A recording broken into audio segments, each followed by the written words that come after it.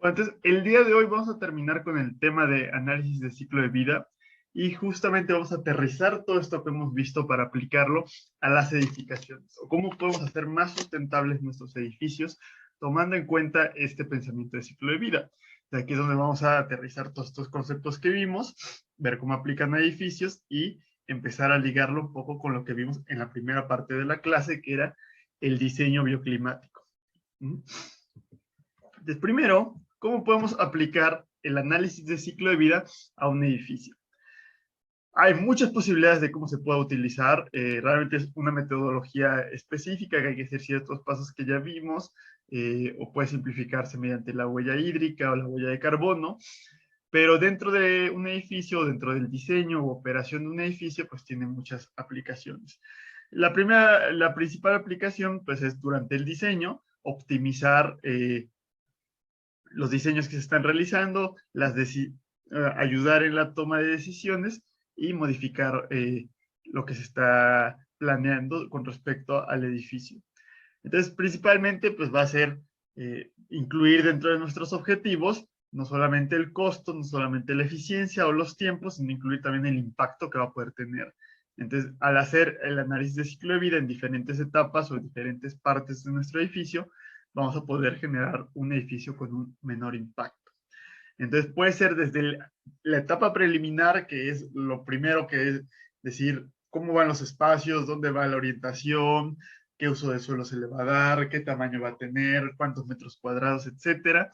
Desde ahí se puede empezar a tener este pensamiento de ciclo de vida para tomar decisiones que al final reduzcan el impacto de nuestro edificio.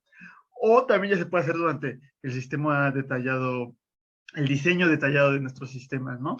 Cuando ya diseñemos los diámetros de las tuberías hidrosanitarias o incluso los detalles de las conexiones, la marca que se va a utilizar, el tipo de tubería, etcétera. Pero no solamente se puede utilizar el análisis de ciclo de vida durante el diseño de un edificio, se puede llegar a utilizar también posteriormente a su construcción.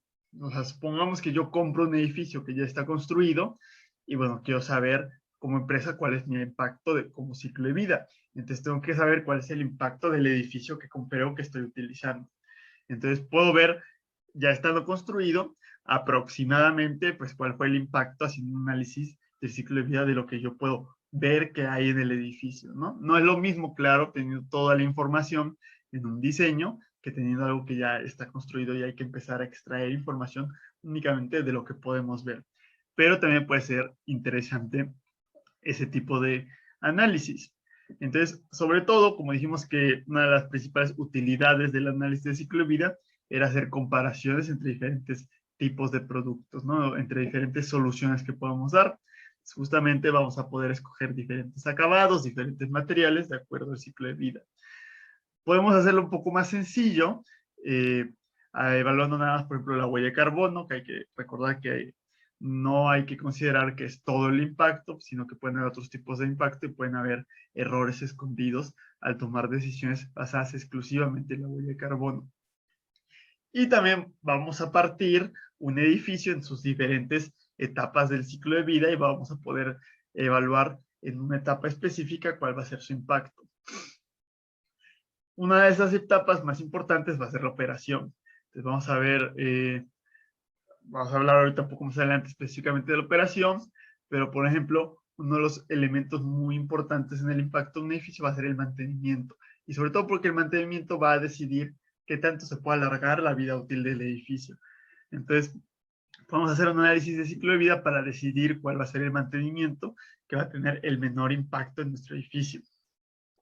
Y también con todas estas nuevas tecnologías, estas nuevas soluciones o alternativas de diseño bioclimático, opciones que yo les he puesto en las lecturas, como este sistema de enfriamiento digital, una pintura que hacía un enfriamiento radiativo especial que permitía enviar el calor al espacio, los sistemas de aislamiento térmico, hay que evaluar si realmente son mejores que las opciones normales que tenemos, porque a lo mejor, pues sí, van a ahorrar energía, pero en su fabricación emiten más gases de efecto invernadero. O pues van a ahorrar energía, pero el costo es tan alto que nunca se va a recuperar la inversión.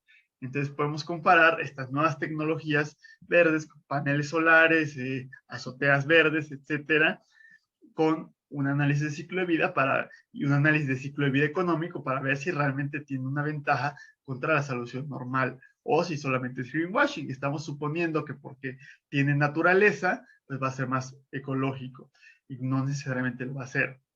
Y uno de los elementos más importantes en el ciclo de vida de un edificio, pero que siempre se ignora, va a ser el final del ciclo de vida. Entonces, el análisis de ciclo de vida o el pensamiento de ciclo de vida nos va a permitir no olvidar esa etapa y decidir y planear de antemano qué va a suceder con nuestro edificio cuando llegue a esa etapa, que todos van a acabar llegando eventualmente a ese elemento. Sin embargo, no siempre es tan sencillo poder aplicar un análisis de ciclo de vida dentro de un edificio. Van a haber varios retos muy específicos que lo complican. Sobre todo va a ser que nunca yo utilizo un solo material, no un tabique, pues no solo va a un ladrillo así como tal, ¿no? Sino que siempre se mezcla en conjunto con otros elementos, ¿no? El ladrillo pues va a tener que mezclarse con el mortero para hacer la pared, pero van a tener que haber castillos y el castillo pues va a tener concreto y va a tener además varilla y aparte va a haber un acabado y el acabado va pegado a nuestra pared. Entonces son muchos elementos que se van uniendo o mezclando entre sí y cada uno tiene su propio impacto de ciclo de vida y tiene cada elemento a lo mejor una vida útil, pero cuando los mezclamos, cuando los ligamos, se van a modificar esas interacciones y van a modificarse la vida útil o aumenta la incertidumbre de qué tan fácil va a ser la disposición final o el final de vida útil. Además, estamos uniendo diferentes elementos, lo cual nos va a crear conexiones no lineales. Entonces, al hacer nuestro diagrama, que vimos algunos ejemplos en las clases anteriores, de cómo se van fabricando, cómo van comportándose los elementos, los de los procesos unitarios, van a haber muchos puntos donde van a ver ya partes no lineales, se van a conectar muchas cosas, van a haber muchos ciclos, muchos bucles, y eso puede complicar considerablemente o imposibilitar realmente hacer el análisis de ciclo de vida o que el análisis que tengamos que hacer vaya a tener que ser demasiado simplificado. Entonces, pues van a ver, hay que tener en cuenta ese tipo de retos. A otro problema que podemos llegar a tener es la variación entre los productos. Fabricantes de cemento, pues hay muchísimos, tan solo en nuestro país, de ladrillo, pues más, o sea, porque ahí no son tanto empresas grandes las que fabrican los ladrillos, por ejemplo. La cimbra también pues, viene de muchas diferentes fuentes posibles. Entonces, la variación del impacto del ciclo de vida pues puede ser muy diferente entre productos de la misma, entre el mismo tipo de productos, tan solo por la gran variedad de fabricantes, la gran variedad de alternativas que hay de tuberías para sistemas hidrosanitarios, hay tuberías metálicas, tuberías plásticas, tuberías compuestas y de diferentes metales. Entonces, se va complicando cada vez más la situación, ¿no? Eso, aunado a que la verdad los fabricantes de todos estos materiales para los edificios, pues no van a tener el dinero para hacer un análisis tan complejo como un análisis de ciclo de vida y pues tampoco va a tener el interés, porque todavía hay mucho desconocimiento en la industria de la construcción o en la ingeniería civil del análisis del ciclo de vida y muchas veces no se le ve la utilidad o no consideran los fabricantes que vaya a valer la pena invertir dinero que les vaya a redituar en mayores ventas, ¿no? En algunos mercados, en otros países donde sí, ya los constructores tienen un poco más de conciencia sobre este impacto que van a tener nuestros edificios y cómo podemos reducirlo a través de la elección de materiales.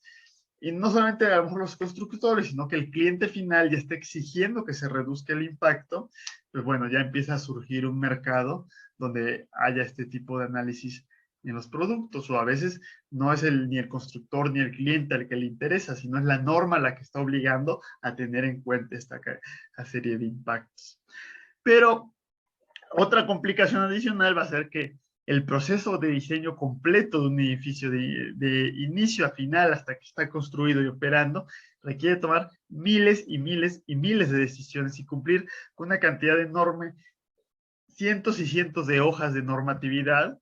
Entonces, pues muchos constructores o muchos diseñadores, muchos despachos van a considerar que aparte de someterle un análisis de ciclo de vida, pues va a ser un peso adicional. Entonces existen muchos retos todavía para poder empezar a implementar estos análisis de ciclo de vida en los edificios. Pero aún así tiene una utilidad y puede aplicarse. Otros retos que tenemos, todavía más retos, es que ya dijimos que no, yo al comparar dos productos en un análisis de ciclo de vida, el resultado no va a ser A es mejor que B. No nos da absolutos el análisis de ciclo de vida, sino que nos va a decir A es mejor en esto, pero B es mejor en esto, ¿no? O pues hay mucha incertidumbre, no podemos decidir, o es probable que A sea mejor que B. Y si empezamos a comparar todavía más productos, pues se empieza a complicar más y más y más realmente tener un veredicto final a través del análisis de ciclo de vida. Muchas veces hay que hacer compromisos con respecto a ciertos impactos.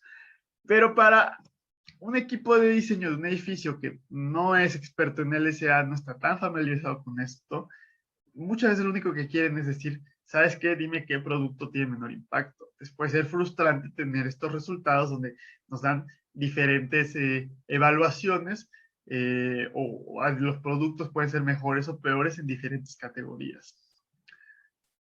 Otro problema de los edificios es que no es lo mismo el impacto de un celular, que un celular va a tener una vida útil a lo mucho, a lo mejor 5 años, ¿no? Un edificio puede tener una vida útil de 50 años, 100 años, hay edificios que tienen en centros históricos 500, 700 años y siguen funcionando y siguen utilizándose. Entonces, la incertidumbre en esa operación, de entrada, cuánto va a durar la operación del edificio, qué uso se le va a dar realmente, qué uso se le va a dar de aquí a 100 años, es muy variable, poco predecible, y ustedes ya leyeron de ese problema que puede haber en un análisis de ciclo de vida cuando quiero intentar predecir el futuro, ¿no? Tengo una tecnología nueva y quiero ver cómo se va a comportar en el futuro y muchas veces me engaño a mí mismo pensando que va a funcionar de la mejor manera. Entonces, en un edificio puede llegar a ser lo mismo. Tan solo el suponer que el edificio va a servir o a ser el tipo de uso para el que yo lo diseñé, puede ser totalmente falsa eso que estamos asumiendo, ¿no? Entonces, la operación va a ser de los impactos más importantes, pero es en el que menos información tenemos.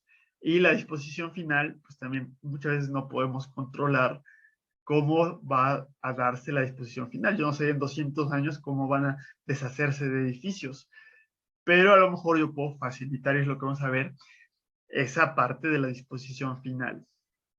Otra complicación va a ser que ya dijimos que un edificio y la sustentabilidad que pueda tener depende totalmente del sitio donde está ubicado. Y el análisis de ciclo de vida está un poco distanciado eso de los lugares donde está sucediendo el impacto. Por eso era el impacto potencial o el potencial de impacto que pueda haber, ¿no? Entonces hay que intentar casar esas dos situaciones donde el edificio muchas veces puede en ciertas categorías hacer un impacto específico, va a haber un impacto real y eso no siempre nos va a considerar el análisis del ciclo de vida. Otra complicación pues va a ser la unidad funcional, ¿no?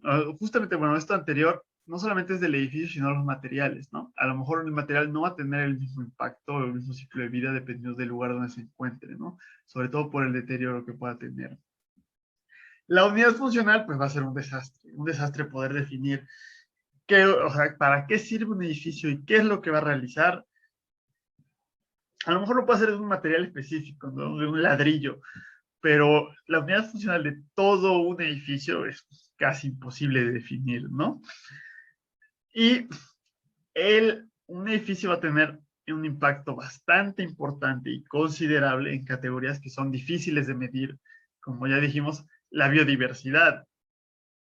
Eso dijimos que era difícil medir cómo se afectaba la biodiversidad, pero pues un edificio va a tener un impacto considerable en la vida silvestre que hubiera antes de que se construyera el edificio, ¿no? Entonces, pues sí, hay una cantidad importante de retos a cumplir. Y siempre hay que recordar que van a haber algunas cosas que nuestro análisis de ciclo de vida no puede cuantificar porque no está hecho para cuantificar esas cosas. Recordar que el análisis de ciclo de vida no estudia la tecnosfera, entonces no va a estudiar los impactos directos a la salud humana en el sitio y, bueno, estudia la parte social y no estudia la parte económica. Entonces, sobre todo en un edificio, va a ser muy importante la salud de los habitantes del edificio, de la gente que esté dentro del edificio. El edificio puede afectar importantemente su salud, puede dañarla si no está bien hecho el edificio. Ya lo vimos nosotros con la envolvente térmica, que si no diseñábamos bien la envolvente térmica, podíamos tener condensación interna, y en la condensación en la pared se iban a generar moho, y ese moho podía afectar en la salud.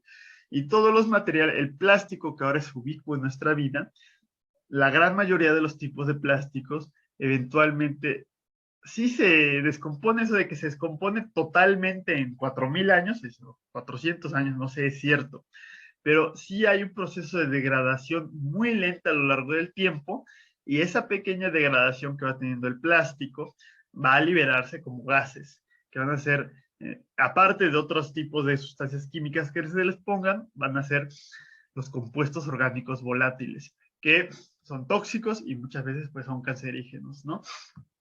Entonces, dependiendo del tipo de materiales, de mobiliario, etcétera, que yo pongo en el interior de mi edificio, voy a afectar a largo plazo la salud de las personas que estén ahí. La calidad del aire interior es muy grave. Muchas veces suele ser peor la calidad del aire en el interior que en el exterior, y casi nunca se estudia cómo es la calidad del aire interior. Tan solo en una cocina, al tener una estufa y al estar quemando, por más que sea gas natural y queme de manera más limpia, se está generando dióxido de carbono y se está generando partículas, ¿no?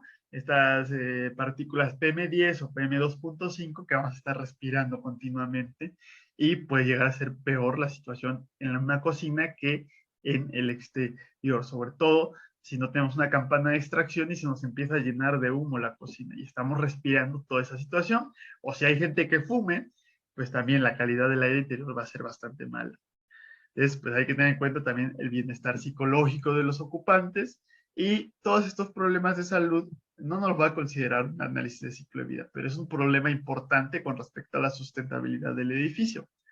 Otro va a ser el desarrollo urbano. Ya vimos que no hay que crecer nomás así por crecer, como eh, una mancha descontrolada, sino que tiene que haber cierto crecimiento ordenado. Hay que contribuir a la resiliencia urbana, que el edificio sea resiliente, y bueno, ya crecer el análisis de ciclo de vida a toda una comunidad, pues va a ser todavía más complicado aún, y cuantificar la resiliencia, pues no puede hacerse a través de un análisis de ciclo de vida.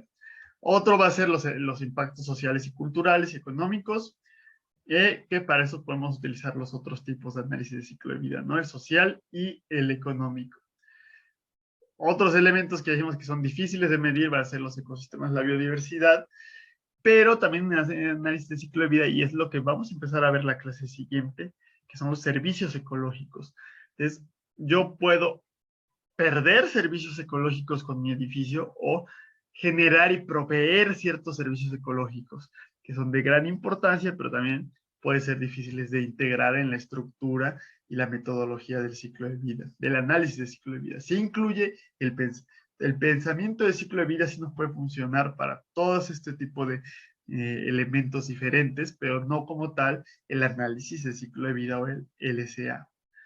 Entonces, pues para evaluar la sustentabilidad total, hay que tomar en cuenta que vamos a necesitar hacer diferentes evaluaciones, además del análisis del ciclo de vida.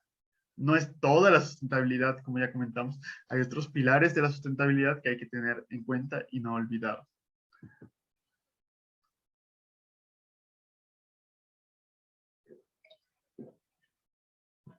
¿Qué otro tipo de soluciones o qué otro tipo de usos vamos a poder hacer con el análisis de ciclo de vida en un edificio? Vamos a poder, sobre todo, utilizar capacidad comparativa que tiene un LSA. Entonces, normalmente en la actualidad, para hablar de edificios sustentables o edificios que ahorren o disminuir el impacto de un edificio, tenemos criterios de un solo indicador. Es decir, hay que ahorrar agua en mi edificio, o hay que ahorrar energía en mi edificio. Y para ahorrar agua, hay muchas medidas que simplemente pues, es cerrar la llave, ¿no? Pero resulta que también para ahorrar agua hay que poner muebles hidrosanitarios ahorradores. Y una alternativa que se ha utilizado recientemente son los mingitorios que no utilizan nada de agua. Pero esos mingitorios que no utilizan nada de agua, pues tienen una cajita ahí arriba que está poniendo una sustancia química para reducir los malos olores continuamente, ¿no?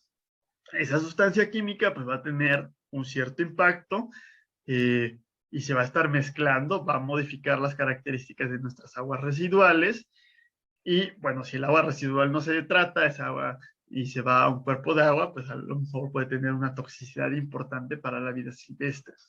Entonces, si considero únicamente el impacto de ahorro de agua, pues tuve un buen impacto. Pero si considero factores multidimensionales como en el análisis de ciclo de vida, podría llegar a resultar que si utilizo estos migitorios con la sustancia que están echando continuamente, el impacto resulta ser peor. O sea, me quito el impacto de uso de agua, pero agrego el impacto que estoy matando una cantidad de peces impresionante, ¿no? Entonces, justamente podemos ver qué consecuencias ocultas pueden haber en estos criterios de un solo indicador. Entonces, ahí podría buscarse la manera de desarrollar unos mingitorios ahorradores, pero que esta sustancia que le estemos poniendo sea biodegradable y tenga muy poca toxicidad a la vida silvestre. O simplemente desarrollar un mingitorio que no tenga que estarle echando nada, ¿no? Que no tenga que usar agua ni ninguna sustancia química. Y en eso hay que considerar los múltiples criterios o múltiples factores del impacto, que era el tipo de impacto oculto que hablábamos que se puede tener el error con la huella de carbono, que también la medida de energía pues simplemente es un solo indicador que es de la huella de carbono. Ya comentamos que podemos ver cuáles son los verdaderos beneficios de nuevas propuestas y tecnologías, o ver si realmente sirven de algo o estamos haciendo algo peor, que fue el ejemplo que leyeron con el poliestireno extruido para aislamiento, que pues sí, reduce el uso de energía, pero pues tan solo la fabricación del poliestireno extruido pues tiene los hidrofluorocarbonos que tienen un impacto de efecto invernadero gigantesco, ¿no? Entonces resulta mejor pues simplemente no tener aislamiento que tener un aislamiento de poliestireno extruido. Pero bueno, lo bueno es que ya existe el Kigali Amendment que va a limitar o prohibir el uso de los hidrofluorocarbonos y entonces pues ya los fabricantes de poliestireno extruido están utilizando algún otro tipo de gas para inflar el poliestireno que no tenga un potencial de efecto invernadero tan grande. Entonces, pues sí, no solamente quedarnos con la sustentabilidad de energía y de agua, ¿no? Tener en cuenta que pues un edificio tiene muchísimos elementos adicionales que van a incidir en qué tan sustentable es realmente. Y pues en todos los elementos de planeación que hagamos, aunque no hagamos un análisis de ciclo de vida, siempre tener presente ese ciclo de vida de todo lo que estemos diseñando. Entonces, al incluir este ciclo de vida como pensamiento sistémico, ¿alguien abrió su micrófono? ¿Quieren comentar algo? Okay. Al incluir este pensamiento sistémico, o más bien al incluir el ciclo de vida en el pensamiento sistémico y en la planeación, vamos a poder hacer mejores diseños. Y bueno, buscar poco a poco cómo desarrollar y expandir este enfoque de ciclo de vida, aunque no sea como tal la metodología del LCA, a las comunidades, a los desarrollos urbanos, para ver que también puedan ser sustentables. Nosotros hablamos muy brevemente al inicio del curso de cómo podemos hacer comunidades urbanas o asentamientos humanos sustentables, ¿no? Pero bueno, también es un problema o un tema muy amplio y muy interesante cómo toda esta planeación ya de asentamientos puede hacerse que sea más sustentable.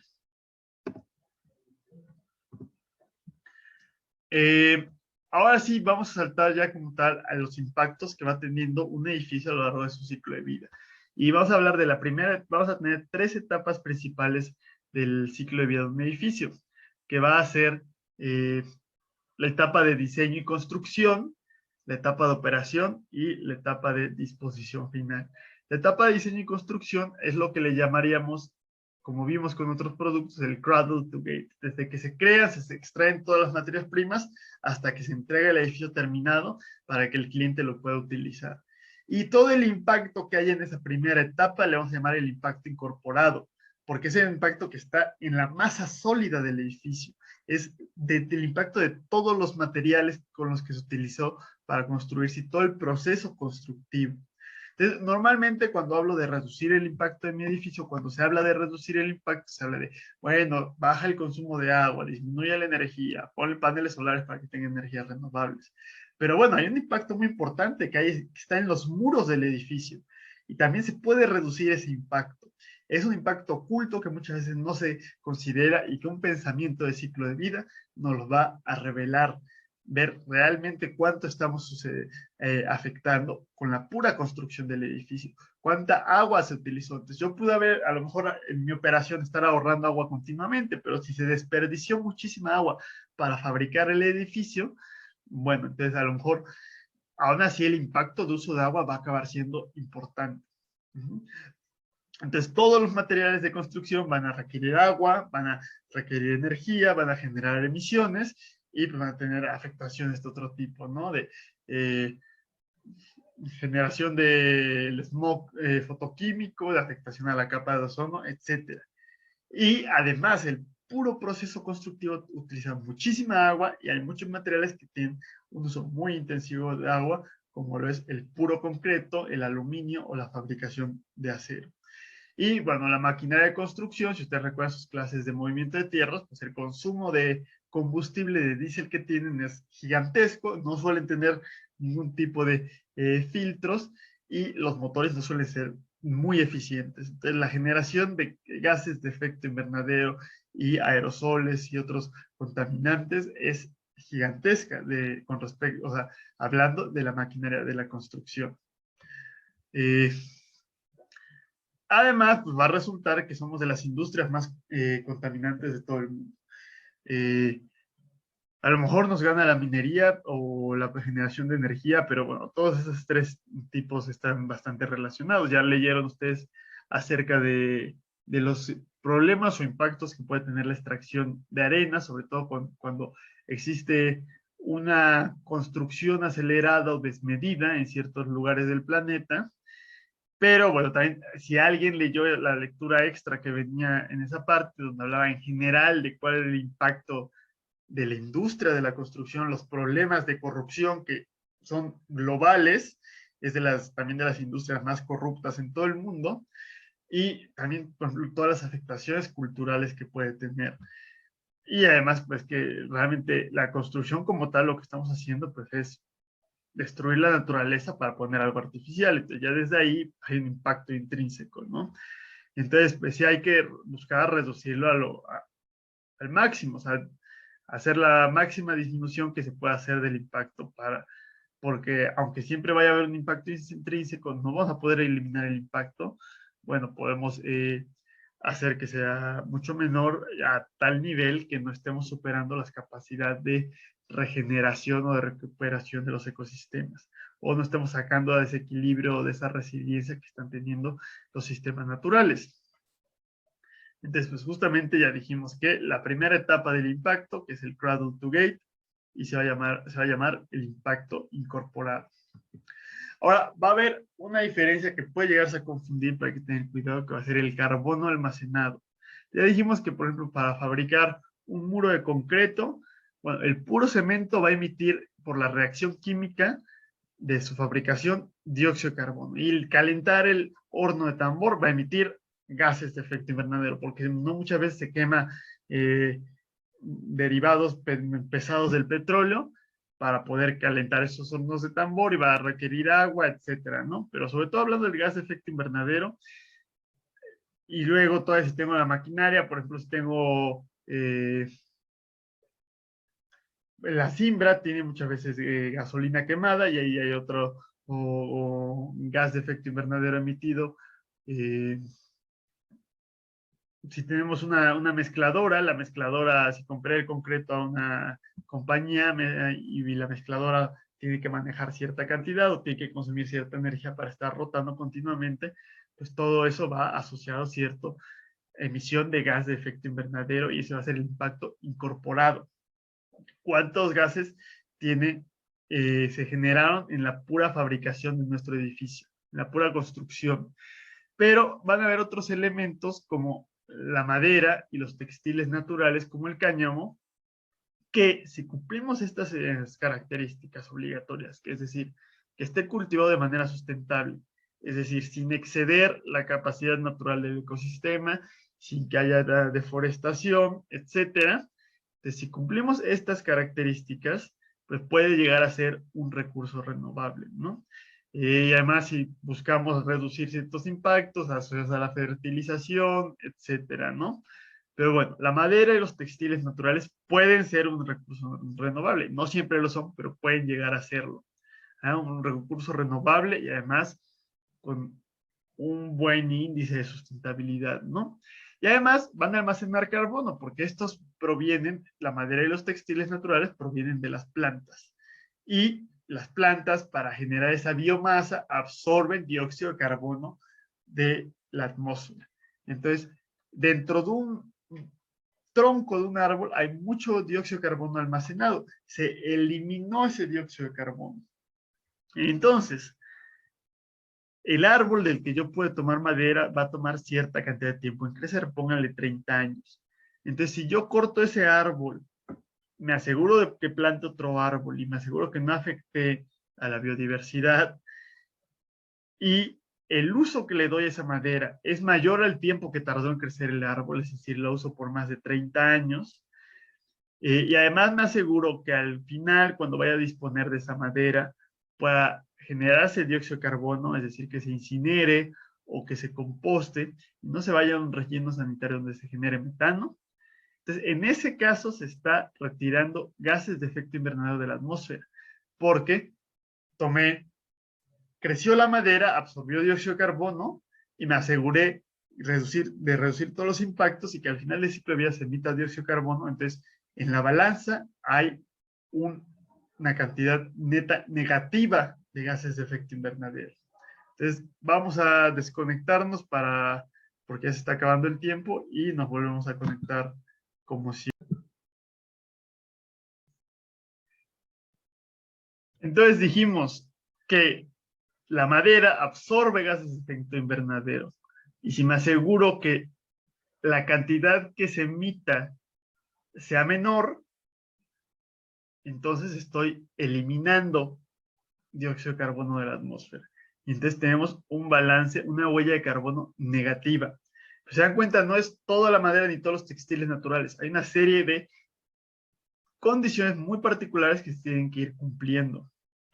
Entonces, si yo utilizo muebles, acabados o elementos estructurales de madera, pues pueden tener una vida útil de varias décadas y cumplir con estas características. Y aparte, si tienen certificaciones como el Forest Stewardship Council, entonces pues podemos empezar a cumplir con estas condiciones, ¿no?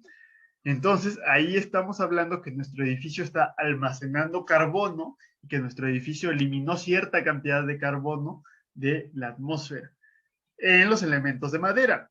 Los otros elementos van a emitir, entonces la balanza seguramente va a ser positiva, pero estos elementos de madera van a haber reducido un poquito ese impacto. Entonces, por eso en muchas certificaciones, si se utilizan estos elementos de madera, con todas estas características que dijimos, pues se considera que es ayuda a la sustentabilidad del edificio. ¿Alguna duda acerca de la diferencia de impacto incorporado y del carbono almacenado en los muebles y acabados y elementos estructurales de madera? Y si no, bueno, continuamos.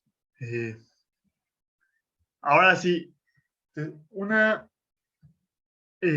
alternativa que se puede utilizar o una manera simplificada del análisis de ciclo de vida va a ser el cradle to gate de los materiales de la construcción.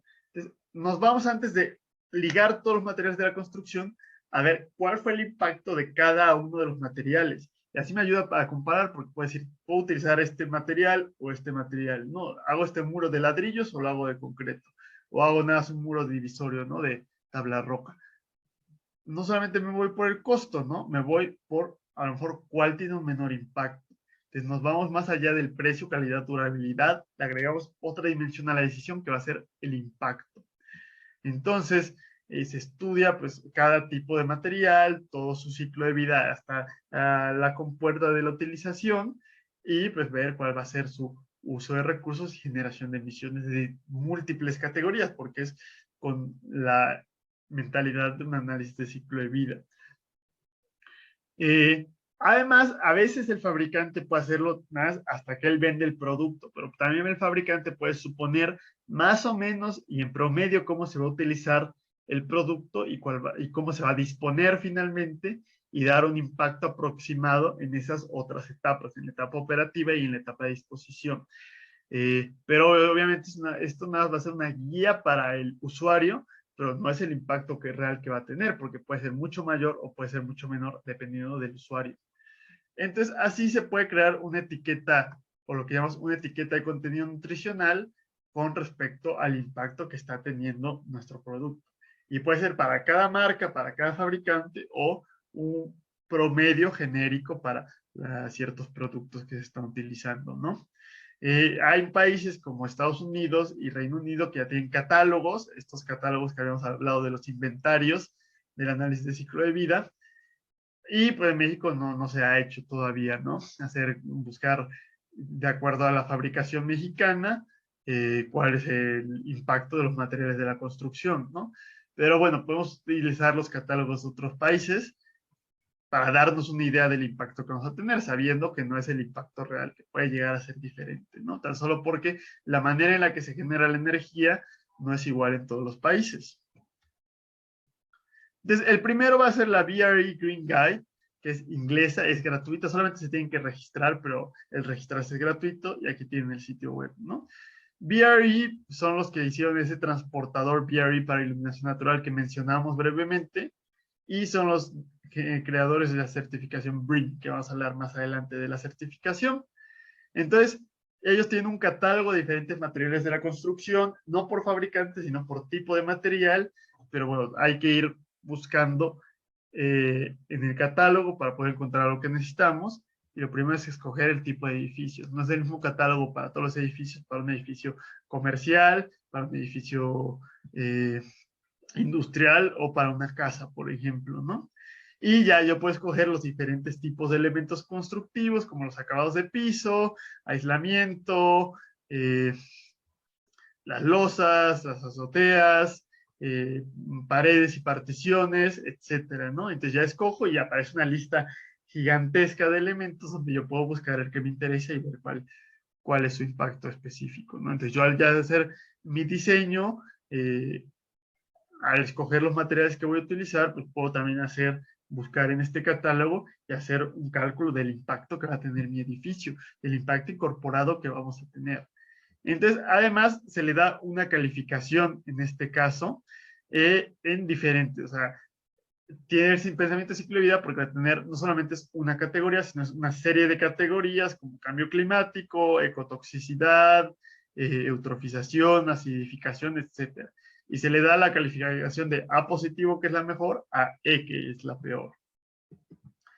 Entonces, por ejemplo, aquí si ustedes entran al sitio web, les va a mandar a esto, le dan aquí en Login, Register for Ratings, hacen login, les da aquí el copyright y viene el tipo de edificio, ¿no? Entonces le dan ustedes clic a un tipo de edificio y yo le di clic en doméstico y les van a venir los elementos constructivos y ya escogen algún tipo de elemento constructivo que yo le di aislamiento, que está aquí aislamiento, y está muy bien esto porque les da, se aplica para todos los tipos de edificios o si tiene ciertas características que para algunos aplica y para otros no.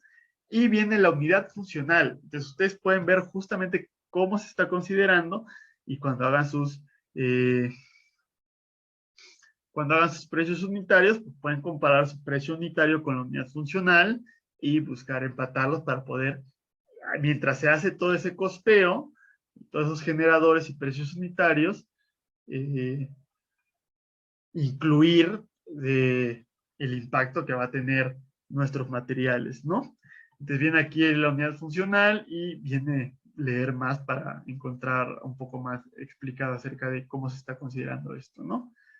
Aquí solo hay un tipo de elemento, en otros hay una lista más grande, pero aquí solo es aislamiento. Y ya como ustedes pueden ver, este es de tantos que hay, vienen varios, o sea, por ejemplo, viene blown glass wool, es la fibra de vidrio, diferentes tipos de fibra de vidrio.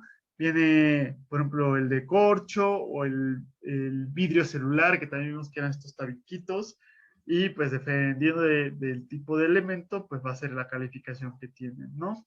Resulta que de los mejores, pues va a ser la celulosa reciclada, que también lo mencionamos, pero también el poliestireno expandido, que también lo mencionamos, que es un plástico y es combustible fósil, tiene un buen comportamiento porque se está evaluando en todas las categorías diferentes, ¿no? Si ustedes le dan clic a alguno de estos, le van a mandar a este. Yo aquí les di el poliestireno extruido, inflado con hidrofluorocarbonos, que fue justamente de lo que leyeron ustedes. Y si se dan cuenta, su calificación es E, o sea, está reprobado en su sustentabilidad. ¿Por qué? Porque en cuanto a cambio climático y en cuanto a daño a la capa de ozono, y la toxicidad, ecotoxicidad es bastante malo. A lo mejor no es tan, tiene buena solución en poco uso de recursos minerales y poca eutrofización, pero ya cuando evaluamos esta serie de impactos, pues es bastante malo, ¿no? Entonces, si estoy usando aislamiento para generar un cierto impacto, mejorar la sustentabilidad de mi edificio y escojo esto, pues es una contradicción, ¿no? Porque esto es muy poco sustentable. Otro va a ser el Living Future Institute, que es justamente Declare. El Living Future Institute, que bueno, realmente es International Building Living Institute.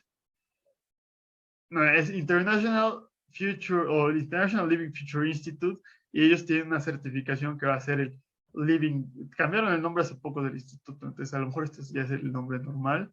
Voy a revisarlo. Y ellos tienen la certificación Living Building Challenge, que también vamos a hablar de ella más adelante. O si alguno de ustedes ya leyó de las últimas lecturas, se habla un poco también, se menciona este tipo de certificación. Y aquí tiene el sitio web, y justamente esto va a ser la idea de la etiqueta nutricional de cada material de la construcción. Entonces, la etiqueta va a tener todos los ingredientes que tiene nuestro material y qué tan graves o qué tanto problema tienen esos ingredientes, ¿no? Y esto sobre todo no es tan ligado al análisis de ciclo de vida, pero está enfocado a la salud humana. Entonces van a tener ellos una lista roja de compuestos que son compuestos altamente tóxicos para los humanos. Y dan una serie de certificación especial para los materiales de construcción que no tengan compuestos de la lista roja. Pero resulta que hay materiales muy, muy comunes que están en la lista roja, como el PVC. El PVC, si yo toco el PVC, no es cancerígeno. Pero si el PVC se inhala el humo producto de la combustión o se consume PVC, es altamente cancerígeno.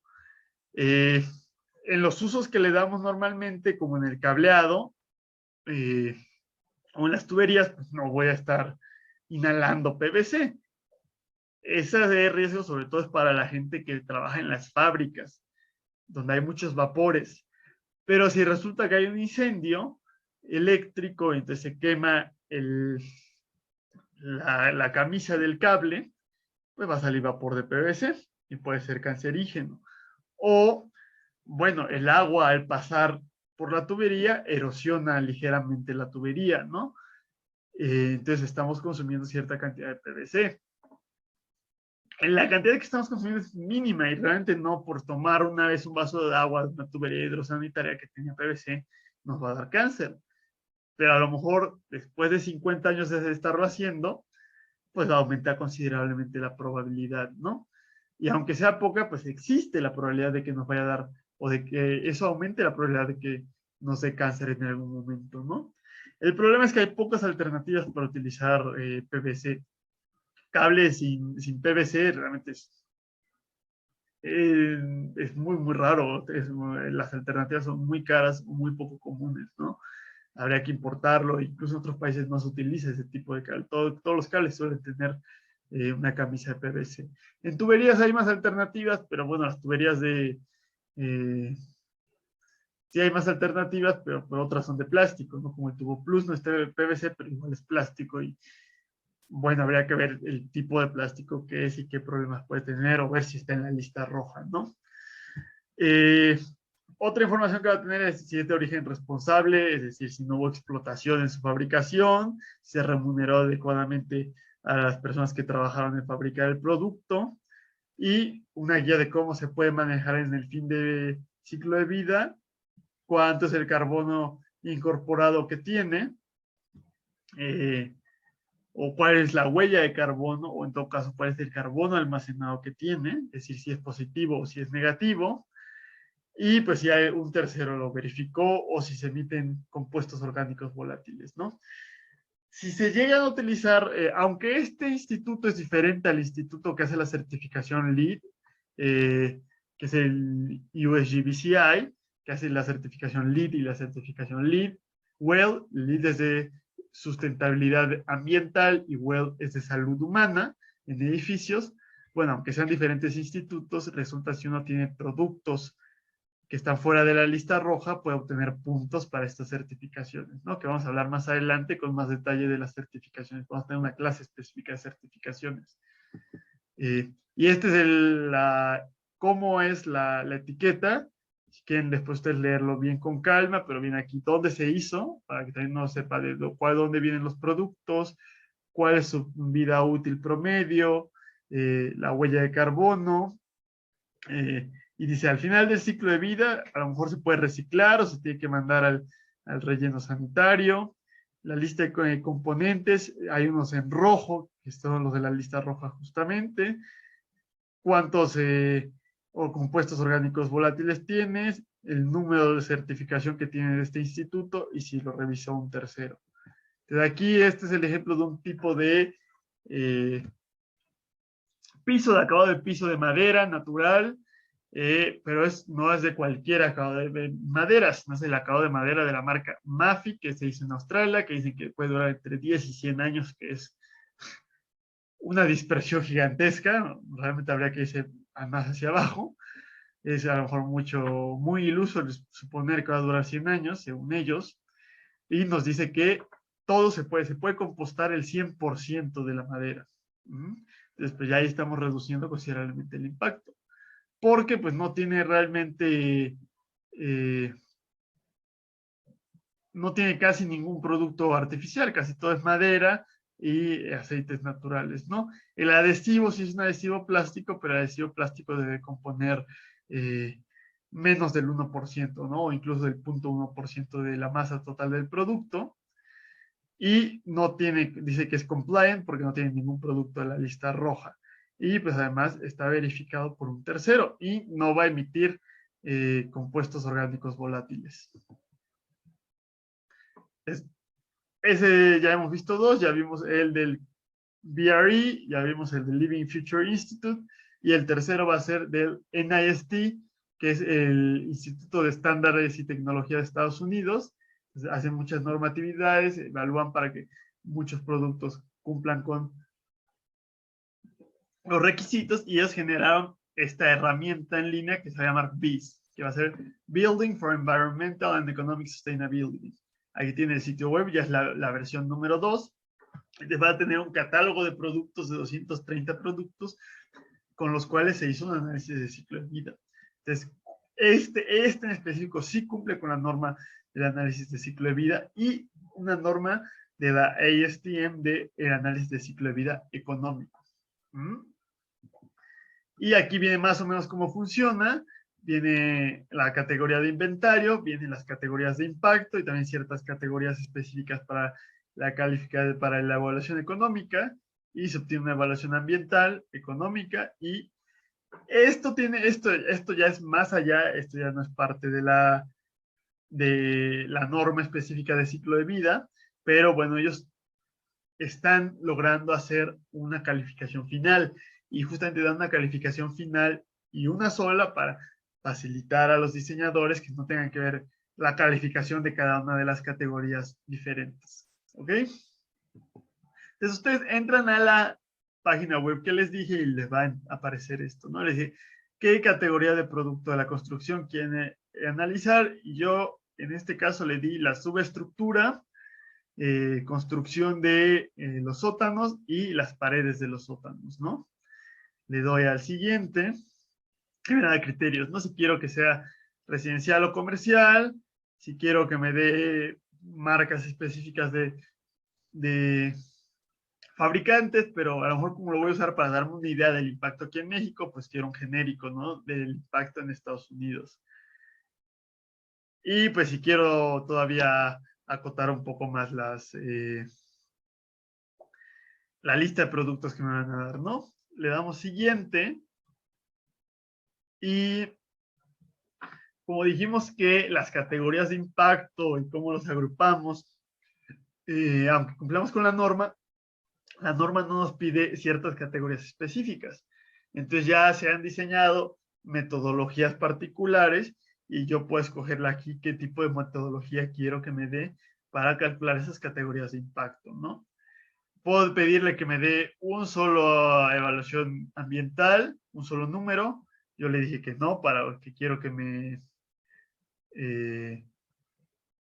bueno, realmente aquí no me da la opción. Solamente me dará la opción si escogiera BIS, que es el de este sistema. Pero entonces aquí me va a dar la evaluación de cada uno de los impactos diferentes, ¿no? ¿Cuánto voy a usar del producto? Entonces tengo que darle información para que me diga cuál es la unidad funcional y poderla comparar con mis generadores de obra. Y si quiero que me dé un análisis económico, pues le di que no, en este caso. Me da diferentes listas de productos, realmente son, es concreto, van a ser muros de concreto con refuerzo, ¿no? Me da la resistencia del concreto y el tipo de material o de agregado que va a tener, o si va a tener algún, sí, algo adicional que se le ponga. Por ejemplo, este concreto son concretos que se están haciendo con escoria de altos hornos. Si ustedes recuerdan sus clases de construcción, cuando les hablaron de los tipos de cemento que había un cemento con escoria de altos hornos, que la escoria de altos hornos es al fabricar el acero y el estar fundido el acero, como que hay una nata que queda flotando. Entonces, esa nata se extrae y esa es la escoria de altos hornos.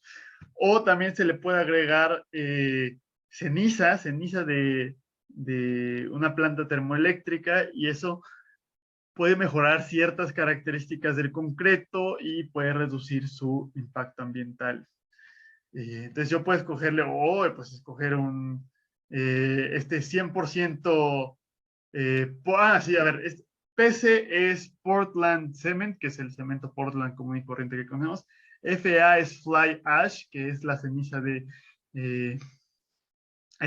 ceniza de planta termoeléctrica, y slag es justamente esta escoria de altos hornos, ¿no? Entonces, puedo decidir si es 100% cemento Portland o si cambio el cemento Portland por una parte del cemento Portland por otros componentes, ¿no? Yo aquí, pues no sé cuál le di. El de 100% cemento Portland me da las diferentes categorías, como el smog fotoquímico, el ozono, y de acuerdo a la cantidad de unidades funcionales que escogí, me da el impacto en cada una de las diferentes etapas, end of life, instalación, transporte, manufactura, el total, usándolo durante 60 años, y bueno, el total para el edificio.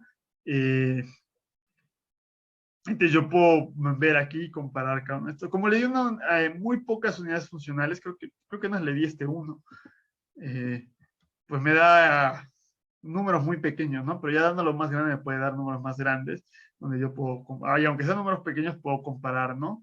Y puedo darle aquí los diferentes tipos de concreto para poder comparar, ¿no? Aquí yo le di que me comparara, más adelante puedo pedirle que me compare dos tipos diferentes, dos elementos diferentes, y le di el 100% cemento Portland y el 30%, o sea, 70% Portland y 30% cenizas, ¿no? Y me da, ya dijimos, con las diferentes categorías, un análisis por categorías, y podemos ver que por mucho el mayor impacto es de las materias primas. De hecho, el impacto en el resto de las categorías es casi igual para ambos, porque bueno, se preparan igual los dos tipos de concreto, ¿no? Nada más el cemento es ligeramente diferente. Y justamente, como es la más grande, es donde es más fácil reducir el impacto. Entonces, para el concreto, el mayor impacto en cuanto a cambio climático es en su fabricación. A lo mejor si pongo agua va a aumentar un poco más en la fabricación porque hay que agregar el agua al concreto, ¿no? Pero en cambio climático es su fabricación porque dijimos que el cemento emite, al calentarse en el horno de tambor, emite dióxido de carbono, que la escoria de altos hornos o que la ceniza no lo emite, porque la ceniza lo emitió, pero al generar energía. Ya la ceniza como tal ya no está emitiendo dióxido de carbono, entonces se reduce en cierta cantidad el impacto de dióxido de carbono, ¿no? De hecho, ya Cemex tiene un producto, creo que se llaman Vertua, que es un concreto que dicen que puede reducir, dicen ellos que hasta el 100% las emisiones de gases de efecto invernadero, y cuando ya leo un poco con más detalle, realmente es un 30% de reducción, y ese 30% es utilizando justamente cenizas o eh, escorias de altos hornos, y el restante es con estos certificados de reducciones, ¿no? Que compra uno que se planta algún bosque en otro país y esas emisiones que va a almacenar ese bosque, pues me las apropio yo porque les estoy pagando. Pero bueno, o sea, de hecho ese producto ya se puede comprar por Cemex aquí en México. Es un poco más caro, obviamente, ¿no? Pero bueno, puedo utilizar esta herramienta para comparar diferentes tecnologías o el concreto tradicional con nuevas tecnologías de concreto que están surgiendo que tienen menor impacto. La siguiente categoría del impacto que vamos a tener va a ser el proceso constructivo. Y ya dijimos que todavía seguimos en la primera parte del impacto incorporado, pero el proceso constructivo como tal va a tener un impacto importante, además de los materiales que utilicemos. Aquí es más sencillo poner unidades funcionales porque vamos a hablar de rendimientos de maquinaria, de precios unitarios, etc. El problema de la maquinaria es que la mayoría de maquinaria utiliza combustible, diésel normalmente, y va a ser poco eficiente. Y el lubricante, que también utilizan una cantidad gigantesca de lubricante, pues tiene un impacto muy grande. Más si no le damos buen mantenimiento a la maquinaria y está chorreando lubricante. Entonces, pues, si tenemos los rendimientos de maquinaria, puedo yo ver cuál es el impacto operativo del uso de esa maquinaria. Hay maquinaria ya eléctrica y sobre todo se utiliza, y que ni siquiera tiene baterías con litio, tiene un cable en la maquinaria eléctrica, pero sobre todo se utiliza para minería o para túneles, donde puede haber un riesgo de mala calidad del aire o de explosiones al usar combustibles. Pero bueno, sería interesante ver que se desarrollara mayor maquinaria eléctrica para construcción a cielo abierto o en la superficie. Van a haber otros impactos del proceso constructivo que son más difíciles de cuantificar, que obviamente al hacer el desmonte y el despalme, pues va a haber una incrementación, una erosión incrementada y sedimentación en vías acuáticas que va a afectar importantemente. También al hacer justamente ese despalme, afectamos y contaminamos el agua subterránea, los residuos que se generen durante el proceso constructivo, que también van a haber varios, el ruido, que también ya dijimos que es una categoría de impacto ambiental, que pues es muy grande el ruido que tienen las construcciones, y pues la afectación a la flora y fauna.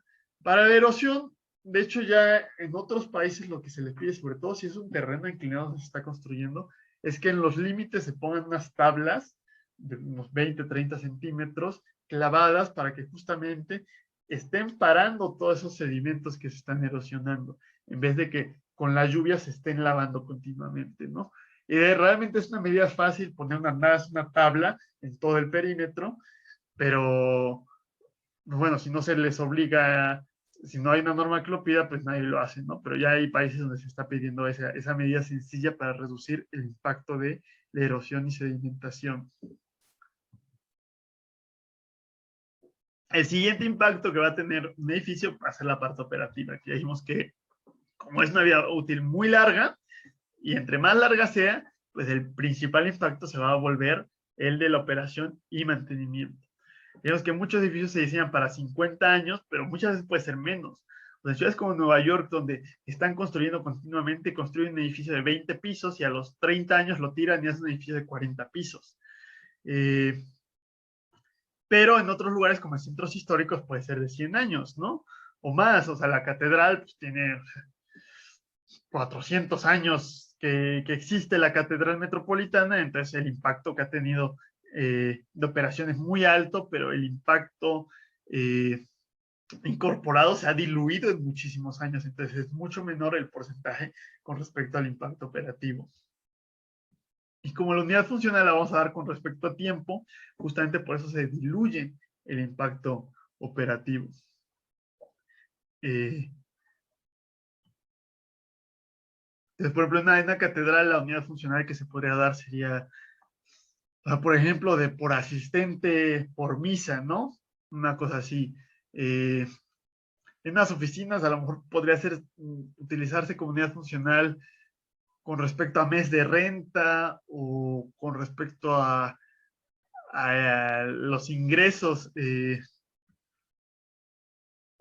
a los ingresos generados, ¿no? Entonces, pero por eso es difícil medir la unidad funcional, pero como va el tiempo incorporado, entre más tiempo se utilice, aunque sea más grande el impacto de operación, el impacto incorporado inicial, el de cradle to gate se va diluyendo a lo largo de más años. Y entonces el más importante se vuelve la operación. Principalmente va a ser con respecto a la energía, que llamamos iluminación, climatización y pues el uso de agua y el uso de gases de efecto invernadero, ¿no? Que ya dijimos que es muchas veces lo que se ataca específicamente y es bastante útil y bastante bueno. Y justamente para eso son las estrategias bioclimáticas que vimos. En vez de estar batallando con la operación continuamente de cómo vamos a reducir estos impactos, si desde el inicio diseño adecuadamente con estrategias bioclimáticas en mi edificio, ese uso o ese impacto operativo va a ser ya de entrada mucho menor y reducirlo todavía más va a ser mucho más fácil, ¿no? Y pues también por eso cada estrategia bioclimática habría que analizarla en su ciclo de vida para ver realmente el costo-beneficio y qué tan grande es esa mejora que estamos teniendo en el impacto. Otros impactos que vamos a tener que ya han visto ustedes en otras clases y estudiado las soluciones en otras clases es el agua, el consumo de agua, que ya dijimos que se puede utilizar equipo ahorrador, se puede hacer captación pluvial.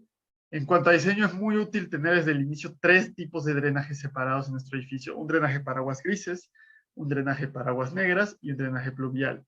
Y ya, por ejemplo, el negro lo puedo mandar al alcantarillado, pero por ejemplo el gris lo puedo tratar fácilmente y reutilizarlo, y lo mismo el pluvial. Entonces, tener un drenaje triple facilita mucho este tipo de medidas. O tener pues un tratamiento in situ, que incluso se pueden tratar in situ las aguas residuales, las aguas negras, ¿no? Residuos, que vamos a hablar un poco más adelante con respecto a la materia orgánica, pero pues si en el mismo edificio se está separando, se hace separación de fuente para permitir el reciclaje, pues el impacto va a ser mucho menor que simplemente tirar un bote con todo mezclado que se va a ir al relleno sanitario, si tenemos suerte. La limpieza, las sustancias que se están utilizando durante limpieza son tóxicas, son persistentes, no son biodegradables, afectan en la vida útil porque van deteriorando los materiales. Entonces, si decidimos cambiar el tipo de sustancias que estamos haciendo para limpiar o cambiar el régimen de limpieza, pues se reduce el impacto. Y medidas a lo mejor que a los occidentales se nos hacen ridículas o raras, como la de los orientales, y no solamente es en Japón o en China, ¿no? También en los países árabes se quitan los zapatos para entrar a los edificios. Y bueno, eso reduce la suciedad que entra, entonces reduce la limpieza que se tiene que dar a los suelos, reduce el deterioro de los suelos, porque son más suaves nuestros pies o nuestros calcetines que el zapato, y también mejora la calidad del aire interior. Entonces, en las certificaciones como LEED han utilizado esta idea de quitarse los zapatos para entrar a edificios para ganar puntos, porque están argumentando que se está reduciendo todo este impacto de limpieza, de mantenimiento, y bueno, se mejora la calidad del aire porque no estamos metiendo partículas que se van a estar volatilizando. El mantenimiento, pues también la vida útil de los materiales, cómo se tienen que reemplazar cuando termine su vida útil, también es un impacto que hay que tener en cuenta. Si tenemos materiales que tengan más vida útil, pues va a ser menor ese impacto siempre y cuando no se compense con el mayor impacto que pueda tener en su manufactura el material. Otros impactos que son importantes en la operación, que ya hablamos de la salud humana, estos compuestos que están en la lista roja, los compuestos orgánicos volátiles, de la calidad del aire interior y el estrés, ¿no? O sea, ya leyeron ustedes el factor psicológico de la luz, del color de la luz, y pues si podemos hacer que la gente esté más relajada, pues también vamos a mejorar la calidad de vida de las personas y hacer mejores edificios y edificios que sean más sustentables. El impacto del periodo operativo va a tener incertidumbre muy, muy alta. La duración del total del periodo pues va a afectar muy importantemente el impacto de ocupación. Y aquí tiene un ejemplo, ¿no? O sea, no es lo mismo utilizar un carro, el mismo modelo de carro durante 5 años que durante 10 años. En Estados Unidos normalmente utilizan los carros 5 años antes de cambiar de auto y en Europa es mucho más largo el promedio de uso, suele ser de 10 años. Entonces, aunque compremos el mismo carro en Estados Unidos que en Europa, por las puras costumbres, el impacto en Estados Unidos va a ser mayor, más allá de cualquier otro factor. Entonces, justamente pues va a haber este impacto de ocupación que dijimos dividir, para simplificar la unidad funcional, dividir todo el impacto que va a ser incorporado y operativo entre cada ocupante o entre cada unidad de tiempo. Es decir, cuántas toneladas de dióxido de carbono se emitieron por año o dijimos, por asistente a la misa en la Catedral Metropolitana. Entonces, el operativo es parecido, ya lo habrán visto en evaluación de proyectos, ¿no? Que hay un costo fijo y un costo variable. Desde el costo variable, pues a lo mejor va a ser, varía de acuerdo a cuántos años se utilice, pero es fijo por cada ocupante. Entonces, es decir, no va a disminuir de acuerdo a o sea, un ocupante no le puede disminuir este impacto operativo, pero ya dijimos que entre más años se utilice un edificio, el impacto incorporado por ocupante va a reducirse. Entonces, pues la posible variación de la vida útil es gigantesca, ¿no? No es nada fácil predecirlo, pero sí podemos ayudar a que se largue. Y entre más largo vaya a ser, va a ser mejor.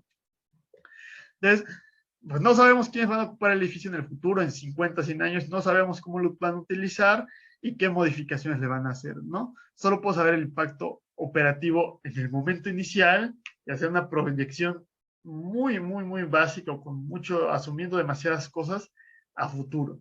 Entonces, ¿cómo puedo yo diseñar edificios que sean future proof o edificios que vayan a realmente poder resistir el futuro o seguirse viviendo en el futuro y tener un impacto reducido? Entonces, lo primero es no olvidar la fase de la disposición final. Sobre todo, entonces, justamente, ¿qué va a suceder con el ciclo de vida, al final del ciclo de vida de un edificio? Realmente los edificios están continuamente batallando con la acción destructora de la naturaleza y este es implacable. No existen obras civiles, son muy, muy, muy, muy pocas las obras civiles que hayan logrado resistir durante siglos y siglos, e incluso las obras que lo han hecho, como las pirámides, pues están en estado ruinoso, no eran así como estaban las pirámides en la época de los egipcios. Han logrado resistir, pero han sufrido un deterioro importante. Y nuestras obras, que son bastante más endebles que las pirámides, que es una piedra sólida, pues no van a lograr resistir tanto tiempo, ¿no? Entonces, estamos luchando constantemente en contra de la naturaleza al darle mantenimiento a los edificios. Pero la gran mayoría, el 99.999% de los edificios, van a llegar eventualmente al final de su vida útil y entrar a la fase de la disposición final. Y tan solo por más que los queramos preservar, por cosas como eventos catastróficos, como huracanes o sismos, lo que se conoce como el urban blight, que las economías de todo el mundo y las ciudades van a tener ciclos de decadencia. Entonces, justamente esos ciclos de decadencia muchas veces se descuidan y quedan abandonados ciertos edificios. Y al quedar un edificio abandonado durante años, se puede llegar a dañar irremediablemente la estructura y pues no hay otra cosa que hacer más que deshacerse del edificio y construir otra cosa. Ya no se puede renovar. Y bueno, muchas veces la redensificación, el incremento poblacional, una solución que se le ha dado en vez de hacer esta mancha urbana horizontal, pues es tirar edificios de 2 pisos y hacer edificios multifamiliares donde podamos tener más eficiencia al tener todos los servicios más concentrados. Es decir, en vez de mandar el agua potable a varios kilómetros de distancia, pues nada, la mando dentro de un edificio, a el núcleo urbano, ¿no? Entonces, la redensificación es importante para conseguir la sustentabilidad en asentamientos urbanos, pero pues va a conllevar al reemplazo de edificios y a que lleguen al final del ciclo de vida. Y justamente lo primero que hay que considerar es que pueden existir materiales peligrosos. Bueno, no, más bien hay materiales peligrosos que se usaban anteriormente, pero pueden obligar a que nos deshagamos de edificios actualmente. Todos los edificios que se construyeron usando acabados de asbesto, pues hay que deshacer, hay que tirarlos y hay que hacer otra cosa, ¿no? Ya no podemos estar utilizando edificios de asbesto porque sabemos el problema que tienen. O si hay centrales eléctricas de carbón, y la idea es que ya deberíamos deshacernos de las centrales eléctricas de carbón, incluso antes de que acabe su vida útil, pues habría que hacer lo mismo, ¿no? Tirarlo y hacer otra cosa. Entonces, ahí también puede haber el fin del ciclo de vida de un edificio. Bueno, otra vez ya nos queda menos de un minuto, entonces nos desconectamos y listo, ¿no? Entonces aquí tengo un par de imágenes para que vean que eventualmente pues todos los edificios acaban, se termina su vida útil, ¿no? Y se los acaba comiendo la naturaleza. Y podemos ver el claro ejemplo en las zonas arqueológicas, que así es como estaban a inicios del siglo XX, ¿no? Antes de que se redescubrieran y se estudiaran y se preservaran, ¿no? Poco a poco, aunque fuera a lo largo de siglos, la naturaleza iba destruyendo y comiéndose todo eso para regresar a un estado natural. Y los edificios, pues, no lograban durar tanto tiempo. Incluso en la actualidad tenemos ruinas modernas o edificios abandonados modernos que pues ya no sirven o ya no va a haber manera de recuperar fácilmente esto, ¿no? Esta es una foto de Pripyat en Chernóbil, que básicamente se tuvo que abandonar de la noche a la mañana y pues en este estado quedaron muchos lugares, pero siguen habiendo muchas ciudades, no es la única ciudad fantasma que existe en el mundo. Hay otros países donde también por ciertas situaciones o ciertos desastres naturales se tuvieron que abandonar las ciudades y pues la ciudad completa llegó a su fin de ciclo de vida, o pues hay edificios dentro de nuestra propia ciudad que están abandonados y están en este estado si se llegan a ver por dentro. Y eso nos lleva justamente al urban blight. Edificios, zonas que fueron de importancia comercial, poco a poco se fue deteriorando, fue perdiendo importancia, se fueron los locales, quedó abandonado y llegó a un nivel de deterioro que ya no es posible recuperar la estructura. A veces sí es posible recuperarla, pero otras veces ya simplemente no es posible recuperarla y se llega al final del ciclo de vida. Entonces, la primera estrategia que se utiliza para el final del ciclo de vida de un edificio es la demolición. Es la tradicional y es la que no es muy sustentable porque simplemente es destruir el edificio, tirarlo a pedazos con maquinaria pesada, como retroexcavadoras, dinamita, una bola de demolición, y lo que queda al final es el cascajo, que es un residuo mixto de muy poco valor. Y además, en nuestro país, normalmente el cascajo tendría que llevarse al relleno sanitario. Y de hecho, en países como Estados Unidos, la gran mayoría de lo que sería relleno sanitario son residuos de construcción. En nuestro país nos vale y simplemente lo vamos y lo tiramos en zonas naturales. O hay gente que lo utiliza como relleno. Yo tengo unos vecinos que quieren hacer una terraza y lo han hecho rellenando poco a poco con cascajo y por más que les he dicho que va a ser un desastre por la estabilidad del talud, pues siguen utilizándolo y se hace mucho eso. Entonces, como poco, se puede separar muy poco porcentaje, justamente se tiene que mandar a un relleno sanitario. La siguiente, que es un paso más, que es una mejor estrategia, va a ser la deconstrucción, que así como armamos el edificio, lo vamos a desarmar poco a poco. En vez de tirar un piso completo, vamos a quitar la ventana, vamos a quitar los acabados, vamos a ir quitando los tabiques uno a uno, quitando cada elemento estructural y separándolo por su parte. Es problemático porque requiere mayor tiempo y recursos, pero resultamos al final con un residuo separado que se puede reutilizar con mayor facilidad. El vidrio se puede reciclar fácilmente, la madera y el plástico, si no se le puede reutilizar, se pueden llevar a incineración en vez de llevarse a un relleno sanitario. El ladrillo lo que se hace es tritura y se utiliza como agregado para pistas de ejercicios o para caminos, base como para caminos. El concreto lo que se hace es pulverizarse y se utiliza como agregado en nuevo concreto. Y va a ser concreto de baja resistencia, entonces se puede utilizar para banquetas, pavimentos para pocos ejes, es decir, no van a poder pasar tráileres, pero a lo mejor sí automóviles. Entonces, para zonas residenciales se podría utilizar ese concreto reciclado, para bardas, por ejemplo. Y bueno, o sea, la ventaja o lo que es bueno es que la Ciudad de México ya tiene una planta de concreto reciclado, que algunos me han comentado que en las clases de impacto ambiental, de ingeniería ambiental, los llevaron a hacer una visita, es bastante bueno. El problema que tiene es que está subutilizada, ¿no? No existe el mercado, no se utiliza el suficiente concreto reciclado para que esté a máxima capacidad. Hay una norma ambiental sobre residuos de la construcción y se supone obliga a los constructores a usar materiales reciclados, pero pues nadie lo cumple, ¿no? Se supone este año va a salir una actualización de esa norma con mayores requisitos que ahora sí esté obligando o asegurándose que se esté utilizando concreto reciclado donde se pueda utilizar en las obras en nuestra ciudad. Y entonces ya al reciclar todos estos materiales, lo último que se tiene que enviar al relleno sanitario es muchísimo menor la cantidad y estamos reduciendo la cantidad de residuos, que es un volumen tan alto normalmente, y pues ya estamos agregando elementos de sustentabilidad en el final del ciclo de vida de nuestro edificio. Y la otra opción, que es mejor que deconstruir, es reutilizar el edificio. En vez de simplemente deshacernos del edificio, la idea sería simplemente que nunca se tenga que demoler el edificio o de construir y simplemente seguir, que vaya saltando de dueño a dueño y que los dueños le vayan dando diferentes usos, ¿no? Que haya un edificio que era de oficinas y se venda y sea modificado por otra empresa. En Europa ha pasado muchas iglesias, como ya no hay tanta gente que sea muy religiosa, se han dejado de utilizar y son centros culturales, son teatros, son restaurantes, etcétera.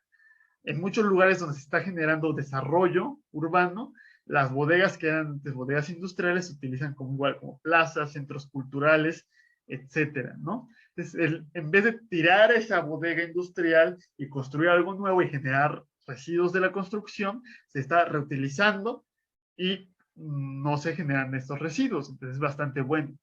Pero hay que tener mucho cuidado porque justamente es una de las recetas para la gentrificación, que ya hablamos de la gentrificación. Entonces, es bueno el reutilizar edificios, pero hay que hacerlo con mucho cuidado para evitar el riesgo de gentrificación. Como ejemplos, le tengo esto que está en Taipei, en Taiwán. Era llamado Huashan 1914 Creative Park, porque Huashan era una fábrica de vinos. ¿Alguien tiene por ahí prendido su micrófono? Si lo pueden apagar.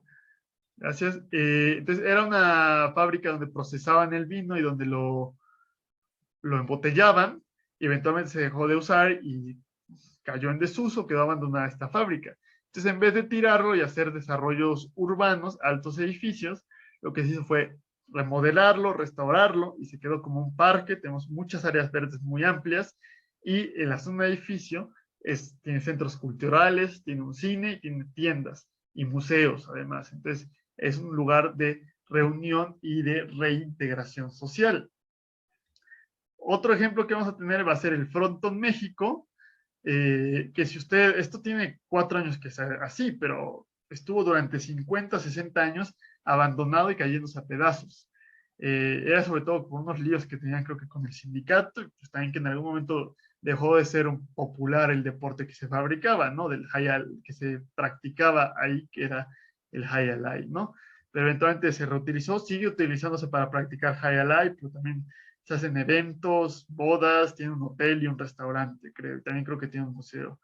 Y justamente, ¿cuál fue el valor que permitió que fuera mejor el preservar estos edificios a tirarlos? Y es el valor arquitectónico. Justamente esto no lo pudieron tirar porque era patrimonio del INA y el INA prohibió que lo tiraran, ¿no? Algo similar sucedió aquí, ¿no? Entonces, justamente tiene un valor arquitectónico y ese valor arquitectónico hizo que valiera la pena preservarlo. Si este frontón en su origen hubiera sido un bloquecito de concreto horrendo, nadie se hubiera molestado, nadie hubiera quejado si lo hubieran tirado y hubieran construido otra cosa. Y muchos edificios han corrido esa suerte, ¿no? Pero al ser atractivo estéticamente, históricamente y artísticamente, pues entonces tiene mayor probabilidad de preservarse. Entonces, justamente para hacer diseño durable hay que hacer hay varias estrategias que permitan que pueda tener múltiples usos, que pueda cambiar su uso a lo largo del tiempo, y es primero tener claros, amplios y espacios abiertos para que se puedan hacer subdivisiones o pueda hacerse una fábrica, puedan hacerse oficinas, pero pues todo con elementos no estructurales. Es tener mayores alturas de entrepiso para que pueda acomodar más tipos de usos, que los pisos sean planos y continuos dentro de lo que se pueda. Ya dijimos que haya menos particiones de carga en el interior, que sea estructuralmente más robusto, es decir, que resista más carga de lo que le estamos diseñando para el uso inicial, para que a lo mejor un uso futuro pueda resistirlo. Que los elementos estructurales sean uniformemente espaciados, para que no haya problemas de irregularidades cuando se le quiera cambiar el tipo de uso, tener buenos materiales de calidad y durables, y que las instalaciones se puedan acceder fácilmente y que se puedan modificar sin tener que tener demasiadas complicaciones, ¿no? Para que cuando haya nuevas tecnologías o cuando acabe la vida útil de las instalaciones, podamos simplemente cambiarlas y poner otras instalaciones. Pero el principal elemento que va a ser edificios durables que puedan preservarse a lo largo de los siglos y que puedan reutilizarse continuamente por diferentes dueños es el valor arquitectónico. Es una de las principales de la importancia que va a tener estar colaborando con los arquitectos o esa capacidad que van a poder tener ellos de hacer edificios que se preserven en el tiempo. Entonces, por eso lo ideal sería que todo este desarrollo, por ejemplo, que está viendo en la Benito Juárez, que estamos tirando casas a hacer edificios interesantes. Los edificios que no son interesantes y que no le gustan a nadie, no van a durar en el tiempo, pero los que sí son y que tienen un carácter arquitectónico, se van a preservar a lo largo de las décadas y de los siglos. Y van a ser edificios más sustentables porque van a tener una vida útil más larga. Y ya por último, ¿cómo se puede utilizar el análisis de ciclo de vida en otras obras civiles que no sean edificios? Pues va a ser una herramienta muy útil para puentes, carreteras, etcétera. Porque para todas estas obras se tiene que hacer un análisis, una evaluación económica, que tiene justamente una materia al respecto. Muchas veces pueden haber costos ocultos que no se consideraron en esa evaluación económica, y un análisis de ciclo de vida económico nos puede ayudar a tener mayor amplitud y mayor completitud en nuestra evaluación económica. E idealmente se tendría que hacer una evaluación social y ambiental, pero realmente no se hace, o sea, se hace a medias. Y lo bueno sería que estas evaluaciones se hicieran de acuerdo al análisis de ciclo de vida social y análisis de ciclo de vida, y complementar la manifestación de impacto ambiental con el análisis de ciclo de vida para encontrar de manera general más categorías de impacto a lo largo del tiempo y en toda la vida útil del edificio, y pues justamente reducir el impacto que están teniendo las obras civiles. Y justamente es eso, nuestra labor como ingenieros civiles es ese servicio que tenemos que dar a la sociedad de mejorar la vida de las personas. Pues para mejorar la vida de las personas hay que preservar la naturaleza y reducir el impacto de nuestras obras. Entonces, para lograr hacer eso, hay que tener una visión holística y resiliente de las obras y de los proyectos que realicemos. Bueno, esa es la clase de hoy, ya se nos acabó justamente el tiempo, logramos acabar.